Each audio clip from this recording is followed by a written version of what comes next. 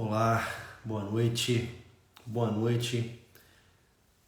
Sejam bem-vindos aí a essa live anunciada ontem, né?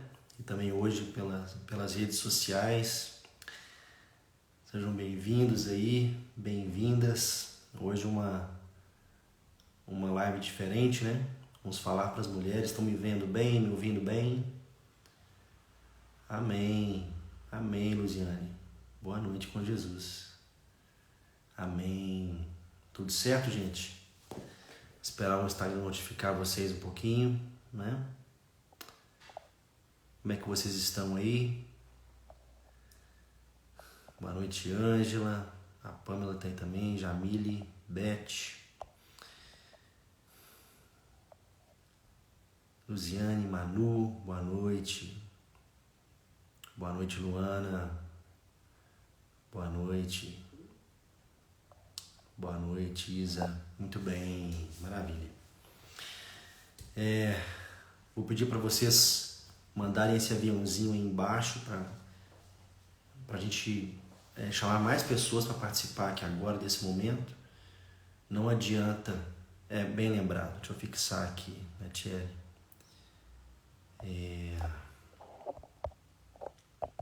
Vamos lá.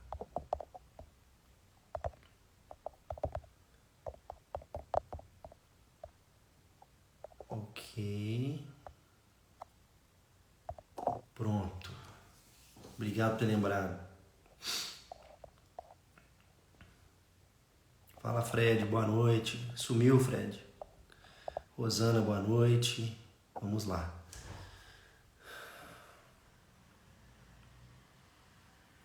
Então vamos orar antes, né, queridas? Porque vamos tratar de um assunto aqui que, sem dúvida alguma, tende a mexer com muitas bases. Bases que eu acredito que estão firmadas não na fé, mas estão firmadas no engano, bases firmadas no legalismo, na religiosidade, na cultura que nós temos como povo de Deus também, como igreja. Nós precisamos orar para que Deus manifeste sobre nós a sua graça, para que a semente possa germinar num solo bom, num solo fértil, num solo propício para que dê frutos. A gente não pode desperdiçar as sementes de Deus. Uma coisa que eu escrevi esses dias nos stories aí, né? Aliás, numa postagem que eu fiz sobre meus filhos, é que existe uma diferença entre a semente e a colheita. E a gente, na nossa luta, a gente tende a achar que o diabo está atrás da nossa colheita, que o diabo quer tirar da gente as nossas obras, né? E o que o diabo quer fazer é tirar as nossas sementes. Porque ele sabe o poder que uma semente tem, né? Deus não olha a semente, Deus olha a colheita. E o diabo quer tirar a semente, para que ela não germine, para que ela não chegue às vias de dar frutos, né? Então vamos orar para que Deus os abençoe. Pai, em nome de Jesus, eu te agradeço por esse momento. Eu te agradeço pela palavra que o Senhor tem me dado. Já há vários dias. Te agradeço porque o Senhor tem me usado, está me usando nesse momento também. Peço para que o Senhor faça como o Senhor melhor aprover, através de mim. Peço que o Senhor quebre barreiras, que o Senhor desmorone muros, muralhas, cercas, que nos impedem de atingir o entendimento. Nós entendemos, Deus, que os nossos inimigos querem domar a nossa mente. Eles querem dominar aquilo que nós pensamos. Porque se aquilo que nós pensamos estiver deturpado, estiver corrompido pelo pecado, pela nossa natureza, todas as nossas ações serão impactadas. tudo aquilo que nós viermos a fazer terá seus desdobramentos minados. Então, em nome de Jesus, Deus, através do Teu Espírito Santo, vem remover as escamas dos nossos olhos e nos dá entendimento à luz da Tua palavra. Abençoa cada lar aqui representado, Pai. Te agradeço desde já, em nome de Jesus. Amém. Amém. Então vamos conversar, né, queridos? Hoje para as mulheres, vou falar muito queridas hoje. E espero em Deus que você entre com o coração aberto, desarmada, para aquilo que eu entendo que seja da parte de Deus para vocês, tá? Uma vez a gente conversando aqui em casa, né, sobre as questões das mulheres virtuosas, tudo aquilo que implica em uma mulher buscar virtudes, buscar ser uma mulher forte. A gente precisa... só você, né, irmão? A gente precisa... Você me fez perder o raciocínio aqui. A gente precisa reconhecer que uma mulher virtuosa não é fácil de se ver nos nossos dias. E não é fácil de se ver muitas vezes, para não dizer todas, porque não há homens paios para mulheres virtuosas. Não há homens que alimentem suas mulheres para que elas deem muitos frutos. Não há homens dispostos a pagarem o preço, não há homens dispostos a lutarem, homens dispostos a questionarem as questões culturais, questões que envolvem heranças familiares, as culturas dos homens, as culturas de demônios pregadas nas igrejas, a ponto de transformarem suas mulheres naquilo que Deus almeja para elas, né? Eu já disse algumas vezes que se a gente fosse dividir a raça humana em duas partes, a gente teria o homem, que seria a versão 1.0 do ser humano, e a gente teria a mulher, que é a versão 2.0 do homem, né? A mulher, ela teologicamente, a meu ver, ela é a pérola da criação, porque Eva foi criada após Adão. Adão foi criado no meio do barro, na natureza selvagem, no ambiente selvagem. Adão foi criado do pó e, né, Jesus foi lá e fez ele com as mãos e soprou fôlego de vida nele. Mas Eva não. Eva já foi feita num lugar especial. Eva já foi feita dentro de casa. Já havia um jardim, já havia um ambiente todo pronto para receber a mulher. O homem já estava comandando as coisas ali, organizando tudo, né? E ele, como um bom jardineiro ou bom paisagista que era, entendo, ele era um homem de muitas faculdades, porque foi criado pronto. Então esse homem prepara o terreno, Deus prepara o homem, né, para que venha então a mulher. Então a mulher ela não é criada do barro, naquele lugar hostil, né, no meio da criação. A mulher é criada dentro de um jardim. A mulher não é tirada do barro, ela já é feita de um osso, de uma costela, ela é feita de um jeito especial, né? E ela sim, né, seria a coroa da criação, né? A gente não costuma ouvir muito isso nas igrejas, né? Eu não sei porquê, eu não sei, deve ser medo, né?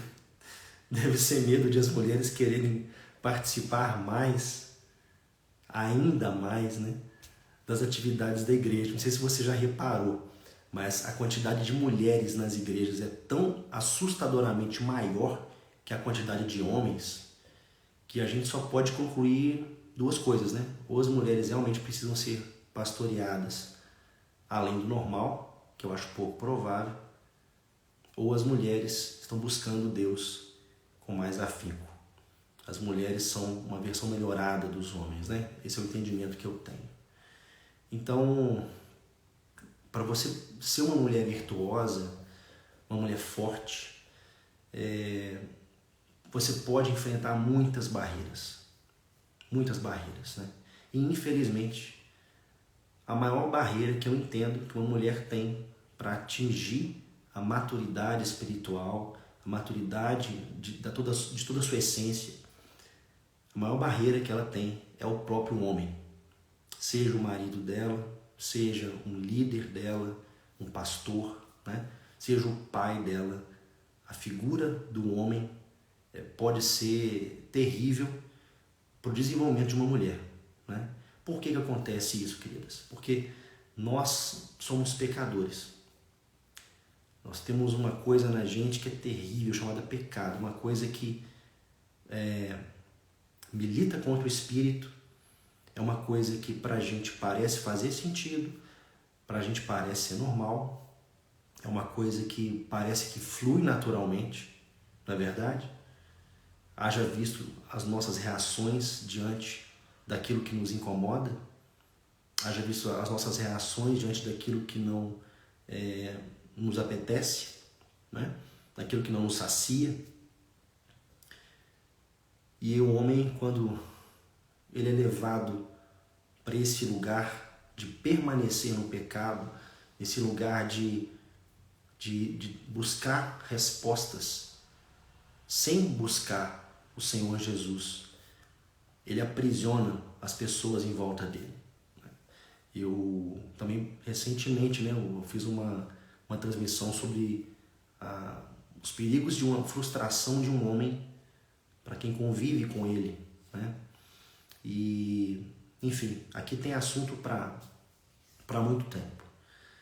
Mas é muito urgente, é muito importante e é uma constatação triste, né? A gente reconhecer isso. A gente não vê tantas mulheres fortes por conta dos homens, né? E aí a gente fica pensando em todo o movimento feminista que existe por aí, né? A gente fica pensando em todas as vertentes de, entre aspas, empoderamento feminino, e essas vertentes continuam fortes, né? E a gente fica... deixa eu espirrar aqui. Tô doido para espirrar. Não vou espirrar agora não. Mas a gente fica condenando os movimentos, principalmente nós homens, né? A gente sobe num banquinho, num palanque, a gente condena os movimentos como se aquilo não tivesse nenhuma raiz na nossa canalice, na nossa falta de caráter, né? Se existe hoje um movimento forte para que torne mulheres mais independentes, para que mulheres não dependam de marido, para que mulheres se virem, né? É por conta da falta de moral, da falta de hombridade nossa, homens. Nós herdamos isso culturalmente, nós deixamos isso tomar conta da nossa vida, né? E a gente se esquece que tudo que Jesus ensina é contra a cultura. A gente se esquece disso. A gente vai crescendo no ambiente clerical, no ambiente de igreja, você tem a turminha, é tudo muito bom, queridos. A gente, quando é jovem, tá tudo ótimo pra gente. Eu lembro que quando eu era jovem, eu não tinha problema nenhum com nada, né? Eu ficava ouvindo as pessoas falando de problemas, gente, eu não tenho problema nenhum com nada, eu sou muito abençoado. Eu, na minha insensatez, eu achava que eu era abençoado porque eu não tinha problema nenhum. Eu não tinha conflito com ninguém, né? Eu era um cara que administrava bem, relativamente bem, né? As minhas amizades, baseado em quê? Interesse próprio, né? A gente, quando tem interesse próprio, quando a gente está bem motivado a cultivar aquilo que nós queremos, de verdade, a gente é capaz de qualquer coisa. Qualquer coisa. E eu ouso dizer essas coisas por quê? Porque eu passei por isso, né? Eu cresci em ambiente de igreja. Eu cresci e quando eu voltei para a igreja com 16 para 17 anos, eu encontrei uma estrutura completamente montada, pronta para me acolher muito bem, pronta para me tratar muito bem e pronta para me promover dentro daquele sistema. Se eu seguisse algumas diretrizes, se eu seguisse alguns conceitos, né? E tudo isso, toda essa coisa orquestrada, ela é alimentada pela nossa vaidade. Nós homens somos muito vaidosos. Muito vaidosos. Nós temos um problema muito grande com a nossa imagem, com o nosso nome, né? É uma coisa terrível que nós temos na nossa natureza. Eu queria trazer para vocês hoje um paralelo de duas histórias, tá? São duas histórias que todo mundo já leu na Bíblia. Mas eu não posso deixar de trazer isso porque para mim é uma coisa que tem latejado muito nesses dias, né? Se você está com a Bíblia perto de você, puder abrir no Evangelho de João, no capítulo 3, tá? A partir do versículo 1, capítulo 3, verso 1. Nicodemos visita Jesus, é o título que colocaram nesse trecho, tá? E aí eu vou ler só o início. Diz o seguinte: havia entre os fariseus um homem chamado Nicodemos, um dos principais dos judeus.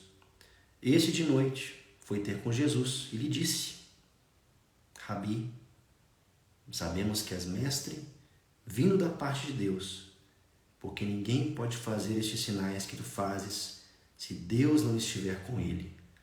A isto respondeu Jesus. E aí a história continua. A história continua. Um cara que era uma autoridade entre os judeus, era um fariseu, o nome dele é citado na Bíblia, né? Nicodemos. Esse cara, ele devia ter um nome para zelar, né? Esse cara vai ver Jesus de noite. Ele espera as trevas, né? Ele espera a noite vir. Ele espera todo mundo sair das ruas, todo mundo ficar em casa, descansando, com a esposa, com os filhos. E ele vai ver Jesus de noite. Nicodemos tinha vergonha de Jesus. Talvez se Jesus tivesse vindo de uma família de fariseus rica, né? Se Jesus tivesse vindo com uma estrutura familiar robusta, com históricos de grandes guerreiros, grandes nomes militares, se Jesus tivesse convivido desde cedo com a elite da igreja naqueles dias, se ele tivesse brincado com os filhos dos fariseus das sinagogas, se ele tivesse frequentado as mesmas escolas, e ele começa a falar umas coisas legais, né? Quem sabe Nicodemos até tinha chamado Jesus para comer na casa dele. Mas Nicodemos não fez isso. Nicodemos tinha um nome para zelar. Afinal de contas, né? O que iriam pensar dele? O que iriam pensar dele se vissem ele conversando com Jesus? Conversando com Jesus. E eu fico abismado com isso, porque todo o testemunho da Bíblia, do Novo Testamento, né, nos Evangelhos, quando fala de Jesus, onde ele passava, o que acontecia, né, e as pessoas viam aquilo tudo. E o sujeito, né, estou falando do sujeito, mas eu me coloco no lugar dele também, tá, queridos? Porque eu talvez teria feito a mesma coisa que Nicodemos, há não muito tempo atrás. Né? Ser confundido, aquele medo de ser confundido, né, é uma coisa muito sutil. A gente que é homem, a gente é muito vaidoso. Não se esqueçam disso. E a nossa vaidade é um abismo, né? A nossa vaidade, ela é capaz de levar a gente para um buraco sem fim. É uma coisa terrível. E a religião do povo de Deus naqueles dias também era como a religião do povo de Deus dos nossos dias. Era uma religião com estrutura, com cargos. Era uma religião com posições, com nomes que são sempre mencionados, né? Eu não sei se você já reparou, você deve ter reparado, porque até eu que sou homem já reparei nisso. Isso me incomoda muito, me incomoda profundamente. Como que a Bíblia não menciona os nomes das mulheres. Alguém poderia dizer o seguinte, olha, a gente tem um contexto histórico e cultural. E nessa frase, um contexto histórico e cultural, a gente pode se perder muito. Porque isso pode justificar aquilo que foi feito e aquilo que deixou de ser feito. Entenda uma coisa.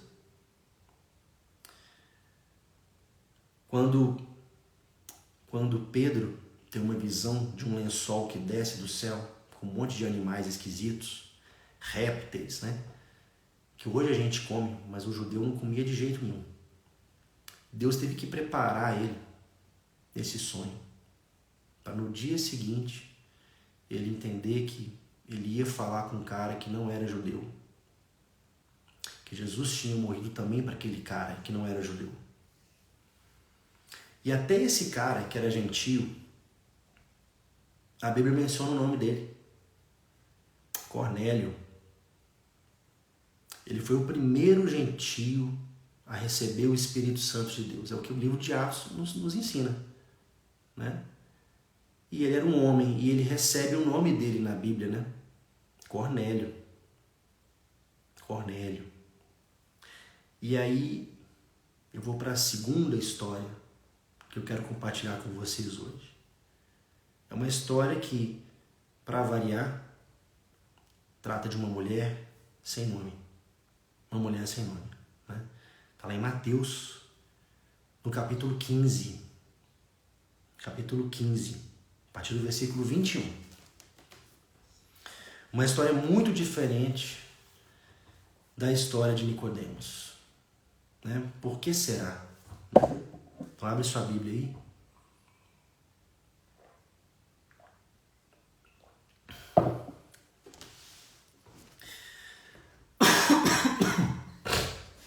Mateus capítulo 15, versículo 21. Partindo Jesus dali, retirou-se para os lados de Tiro e Sidom. E eis que uma mulher cananeia, que viera daquelas regiões, clamava: Senhor, filho de Davi, tem compaixão de mim. Minha filha está horrivelmente endemoniada. Ele, porém, não lhe respondeu palavra. E os seus discípulos, aproximando-se, rogaram-lhe: Despede-a, pois vem clamando atrás de nós. Mas Jesus respondeu: Não fui enviado, senão as ovelhas perdidas da casa de Israel. Ela, porém, veio e o adorou, dizendo: Senhor, socorre-me. Então ele respondendo disse: Não é bom tomar o pão dos filhos e lançá-lo aos cachorrinhos. Ela, contudo, replicou: Sim, Senhor. Porém, os cachorrinhos comem das migalhas que caem da mesa dos seus donos. Então lhe disse Jesus: Ó mulher, grande é a tua fé. Faça-se contigo como queres. E desde aquele momento, sua filha ficou sã. Uma mulher cananeia. Uma mulher que já não tem nome. A gente não sabe se o nome dela era Maria, Marta, se era Esther, se era Ana. A gente não faz ideia. É curioso que os discípulos até poderiam ter colocado o nome dela, né? Dada essa história, mas o nome dela não aparece. E aí a Bíblia começa falando que Jesus estava partindo para uma outra região onde ele estava, né? E essa mulher veio ao encontro de Jesus. Os estudiosos dizem que a distância que essa mulher percorreu para encontrar com Jesus foi de mais ou menos uns 40 quilômetros. 40 quilômetros. Ela tinha uma filha possessa em casa. A Bíblia não fala como ela deixou a filha dela em casa. Mas ela deixou a filha dela em casa. E ela foi encontrar esse Jesus que ela tinha ouvido falar.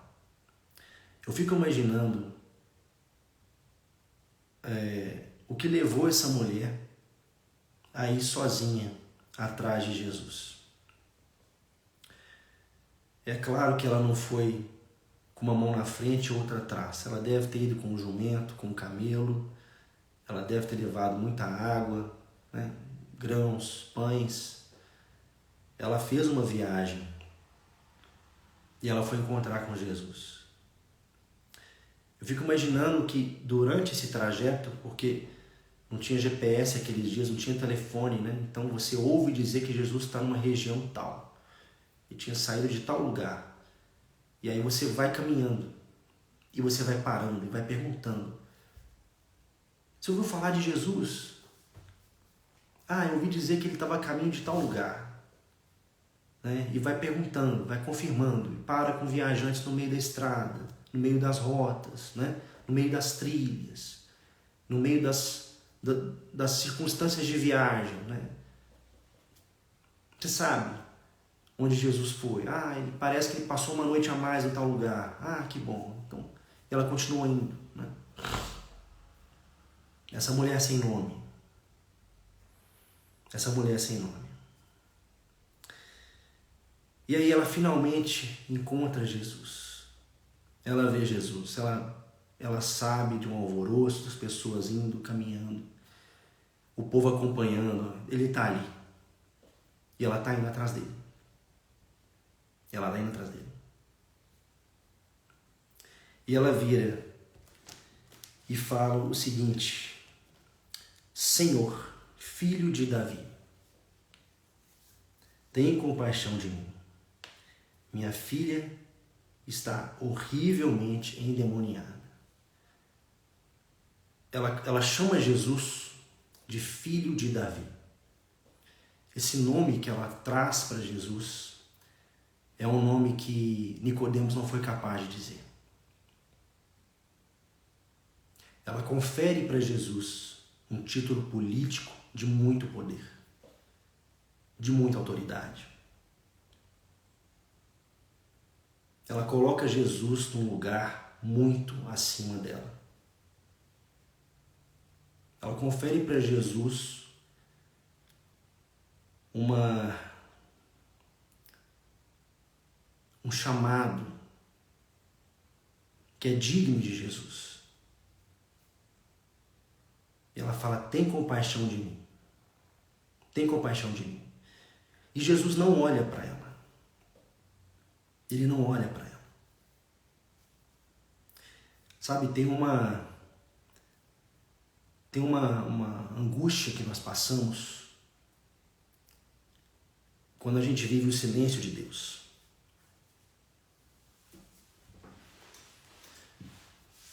Às vezes você está fazendo uma caminhada de muitos quilômetros, literal ou não. Você pode estar numa busca por Deus intensa e Deus continua em silêncio. Esse silêncio ele pode ser devastador. Eu fico imaginando a angústia dessa mulher quando ela fala tudo que ela fala e Jesus não olha para ela. Ela deve ter pensado assim: eu acho que eu devo ter abusado. Eu devo ter abusado, que eu não posso falar direto com ele. Ele é o Messias. Ela deve ter começado a importunar os apóstolos, os discípulos, né? Que eram discípulos naqueles dias. Pede para ele me ajudar. Pelo amor de Deus. Pede para ele me ajudar. Só ele consegue me ajudar. E os discípulos chegam a pedir para Jesus: Jesus, manda essa mulher embora. Já que você não parou mesmo para olhar para ela, manda ela embora. Manda ela para casa. Ela está enchendo o saco aqui, Jesus. Despede ela, manda ela embora. E Jesus ainda responde para eles: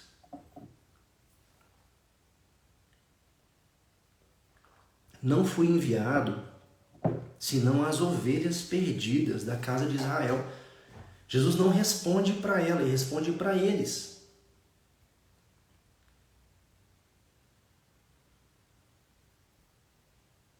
Você consegue imaginar o silêncio de Deus?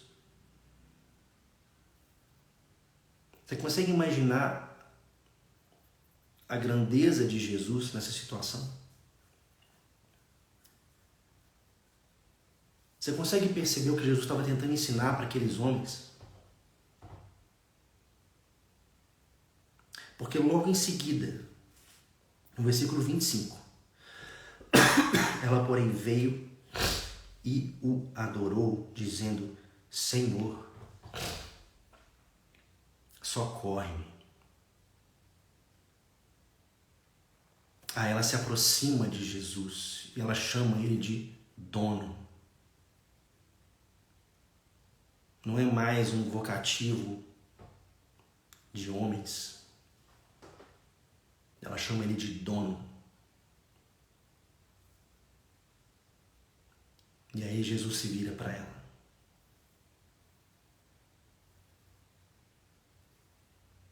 Ele se vira para ela. E ele fala algo tremendo. Não é bom tomar o pão dos filhos e lançá-lo aos cachorrinhos.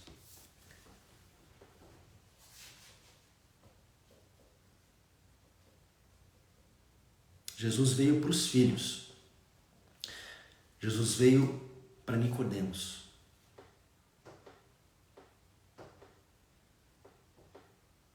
Jesus veio dar um pão sovado para Nicodemos.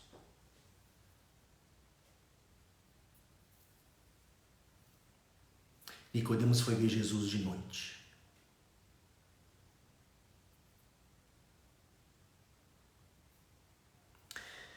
E aí Jesus fala, né, dessa expressão dos cachorrinhos.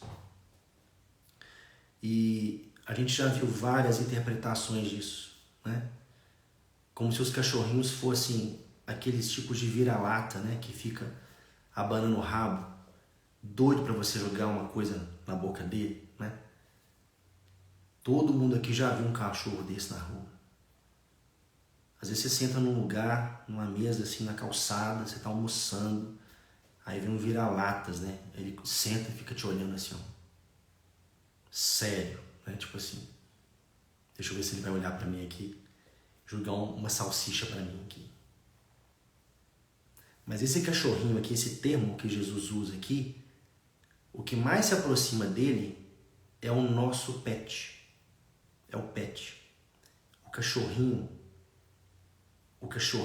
aqui que tá falando aqui, é aquele cachorrinho que o pessoal pegava no colo,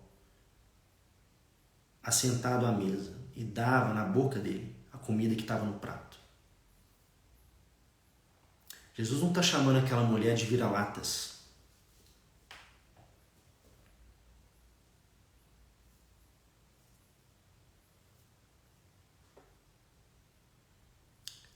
E a resposta que ela dá para ele é maravilhosa. Maravilhosa. Aquela mulher vira para Jesus e fala assim: aquele pão sovado que o Senhor tem para dar para os seus filhos, eu não preciso dele, não. Ele é coisa demais para mim. Eu não sou digna daquele pão daquele panetone que você tem para os seus filhos. Eu não sou digna.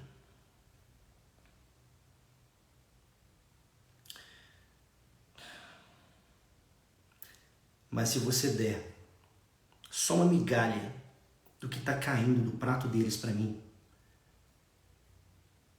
a minha filha vai ser curada.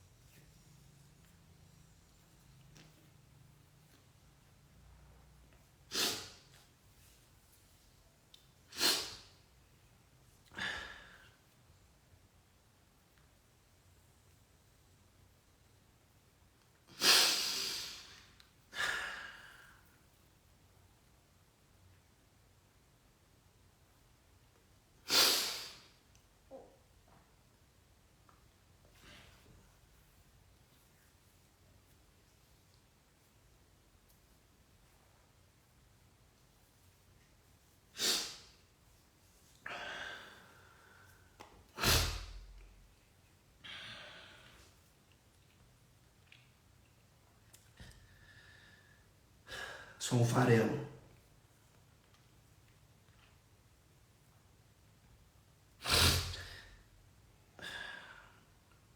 Eu só preciso de um farelo.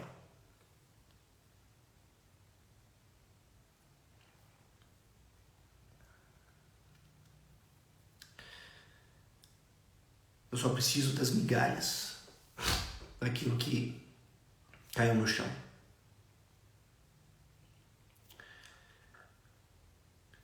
Me deixa só lamber o que sobrou do prato, que a minha filha vai ser curada.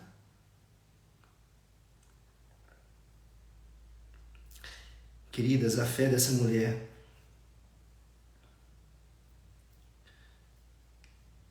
é uma fé invejável. Invejável.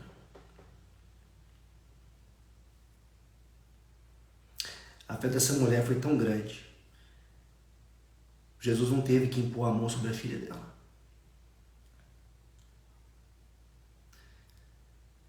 Jesus não teve que dar a ordem para o demônio sair da menina.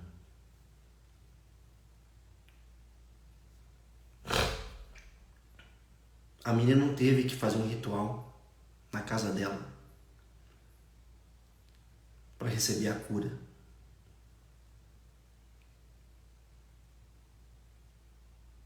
E quantas vezes eu me coloquei no lugar de Nicodemos?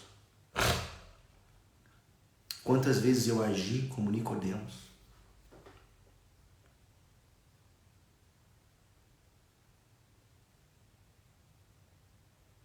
Quantas vezes, queridas? Você sabe que Nicodemos tinha uma vantagem humana muito grande. Humanamente falando, ele é um cara com muitas vantagens. E foi a condição dele humana diante dos homens que descreditou ele com Jesus. E essa mulher sem nome, essa mulher que não era ninguém, que não era nada, toda a desvantagem da vida dela foi uma vantagem para ela. Ela não teve vergonha de se humilhar na frente dos outros.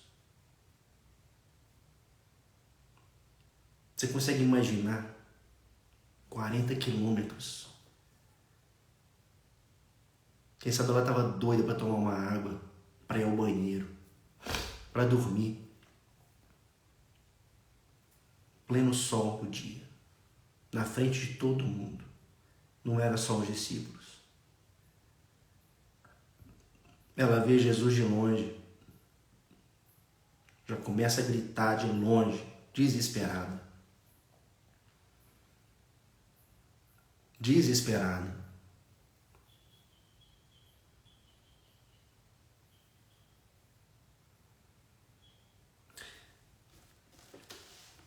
Olha, eu fico muito impressionado quando uma mulher toma uma decisão de agir. Muito impressionado. Isso tem um peso enorme nos nossos dias. Vocês não fazem ideia. Tempo atrás, um pastor da minha mocidade me mandou uma mensagem dizendo que ele estava publicando um livro. E eu falei, não, por favor, quando o livro estiver pronto, me manda, faço questão de comprar. Me mandou outra mensagem, comprei o livro dele. Aí eu comecei a ler a introdução do livro dele. A introdução do livro dele é o testemunho de uma senhora de idade muito avançada, dando graças a Deus, porque ela ficou calada a vida inteira.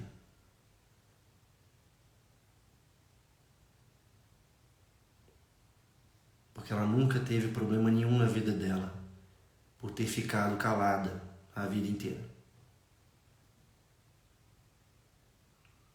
Não precisa nem dizer que eu não consegui nem ler o primeiro capítulo do livro, né?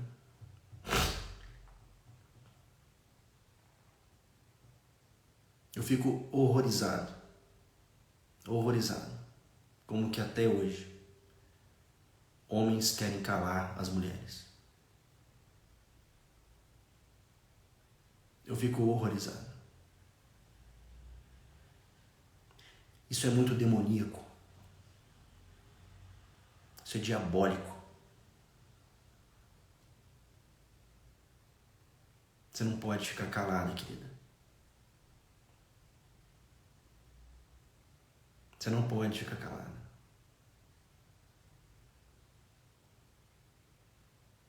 Alguém disse certa vez que a gente deve pregar o evangelho em todo o tempo. E se preciso fosse, a gente deveria usar palavras. Alguém disse isso certa vez. Eu já ouvi isso várias vezes em igrejas em que nós já congregamos. Como se isso fosse uma grande coisa. Como é que você vai pregar o evangelho sem palavra, minha filha?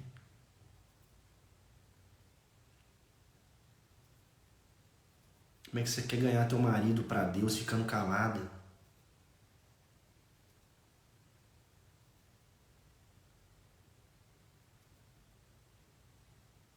Você não pode ficar calada.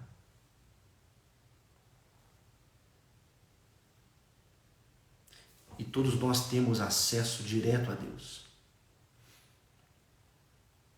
Nós temos um acesso direto a Jesus.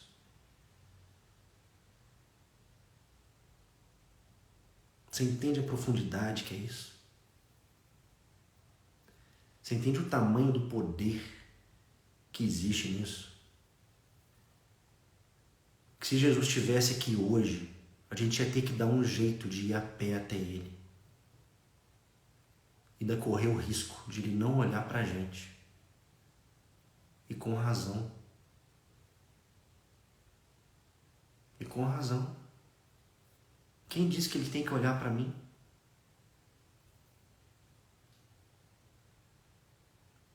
Agora Ele está 100% disponível.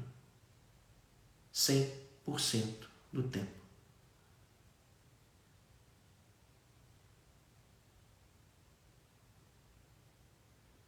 Eu estou cansado desses homens fracos. Desses homens covardes. Desses homens pecadores. Que não querem Jesus. Eu estou cansado.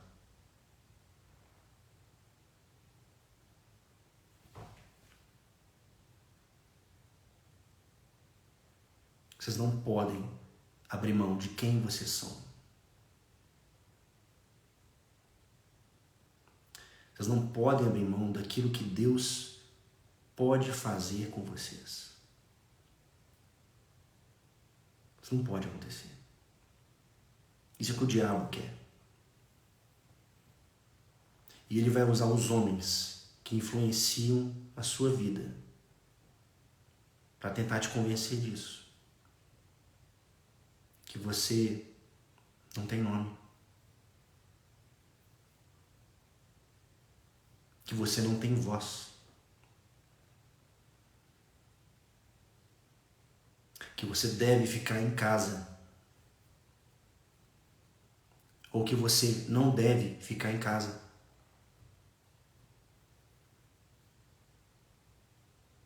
Ele vai usar o teu marido para te aprisionar. Ele vai usar teu pastor para te aprisionar.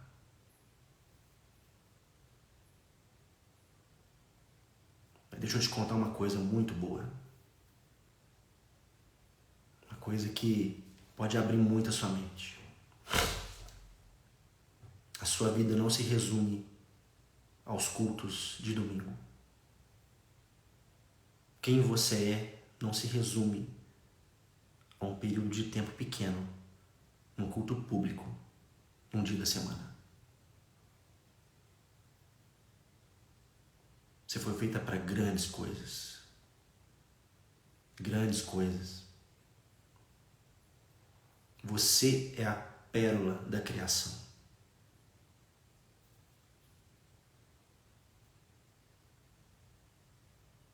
Ora pelo teu marido. Ora de verdade.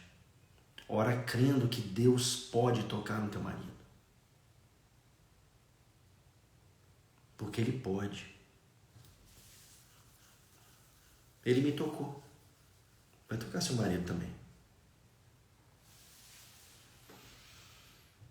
Ora com fé. Não permita que te enquadrem numa gaveta. Não permita que limitem você aquilo que só a sua mente é capaz de imaginar. A Bíblia nos ensina que Deus tem para nós todos planos que nós nem imaginamos.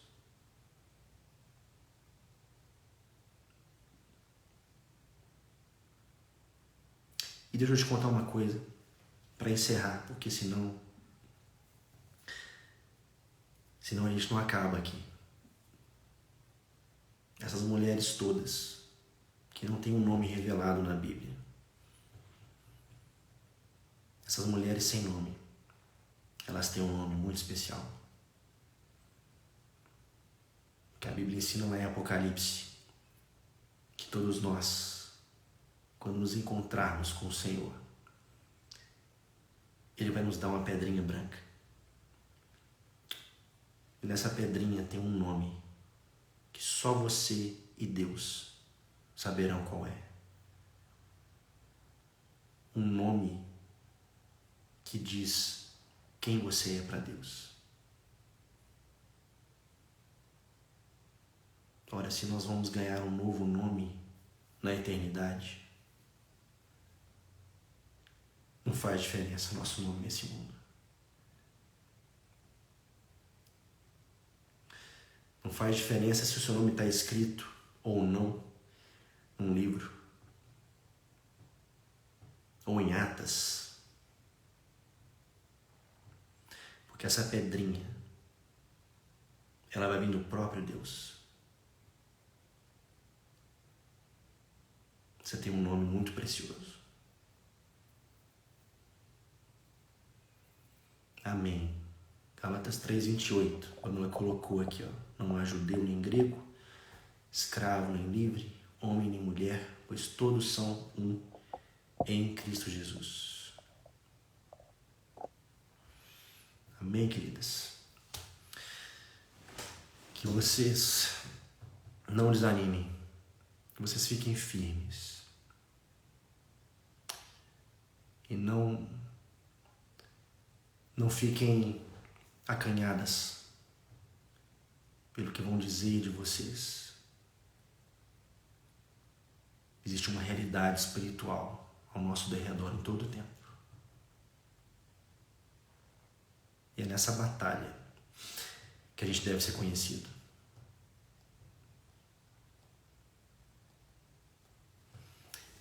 Deus abençoe. Tchau, tchau.